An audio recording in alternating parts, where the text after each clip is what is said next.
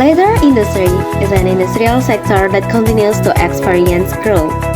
As we know, leather is a flexible material that's widely used in the fashion industry, especially in making wallets. The continued increase in the leather market is believed to be driven by better living standards, higher consumer incomes, and growing trends.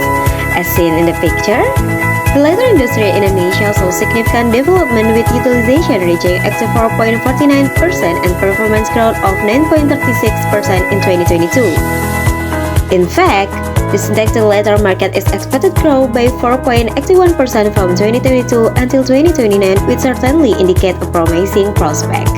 However, do you know the impact of production on the environment? The fact is that conventional leather production often involves the use of hazardous chemicals used for the tanning process. In 1 year, the leather industry will produce 439 until 900 kg of solid waste, where 25% of it contains chromium. The new stories reveal a range of issues, from environmental pollution to health risks. Waste from leather factories has even been reported to have polluted rivers, causing discoloration and bad odors. This situation highlights the need for greater attention to sustainable and environmentally friendly production practice in the leather industry. So what is the solution and what should we do? Here is it. Bay Leather team will solve this problem with our title, From Grounds to Good. Sustainable leather crafted using coffee grounds and biosilica from sugarcane waste. So why did we use coffee grounds in this research?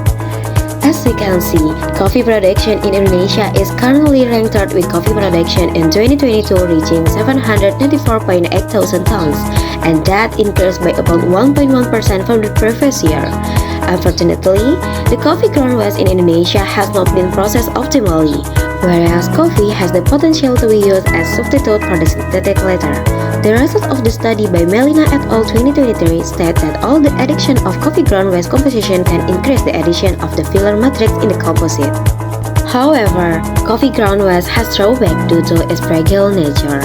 Therefore, a more stable compatibility alternative is needed with the addition of additive to improve the mechanical properties and durability of synthetic leather. One of the biopolymer that can be added as an additive is sugarcane bagasse. Sugarcane bagasse has a silica content of 55.5 until 70%, where the silica content of sugarcane bagasse can improve the mechanical and thermal properties of synthetic leather without changing the condition in the substance. Therefore, by characterizing synthetic leather based on coffee ground waste with silica extraction from sugarcane waste as an additive composition, it's hoped that it can be an innovative solution in producing quality and environmentally friendly synthetic leather. The extraction of silica from sugarcane bagasse begins with washing and sun-drying the bagasse, followed by burning it into charcoal and heating it in a furnace at 650 degrees Celsius for 6 hours to produce bagasse ash.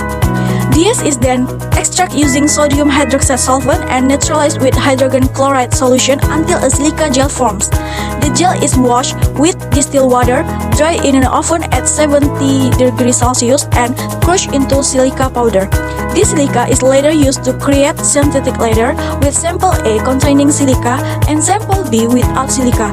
The process of making synthetic leather begins with preparing coffee grounds by drying them under the sun for 24 hours, grinding and sieving them using a 40-mesh sieve. This mixture is heated on a hot plate at 70 degrees Celsius while stirring for 3 minutes. Once the mixture is ready, it is poured into a 30 by 8 by 0.25 cm mold lined with gauze to form a sheet. The samples are left to dry for 3 days, resulting in biocomposite sheets resembling synthetic leather products. From the results that has been presented, there is a potential for the first result in the field of education and science by providing new insights into the potential for utilizing coffee grounds and sugarcane waste and their interactions.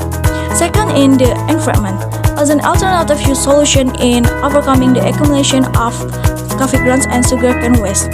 Third, in the synthetic leather industry, the results of this study can pave the way for broad applications in industry, such as the manufacture of fashion products, wallets, shoes, bags, which require high-quality materials. 4. In the economic sector, whereby integrating agricultural waste as raw materials, this study supports the concept of a circular economy by reducing dependence on conventional raw materials.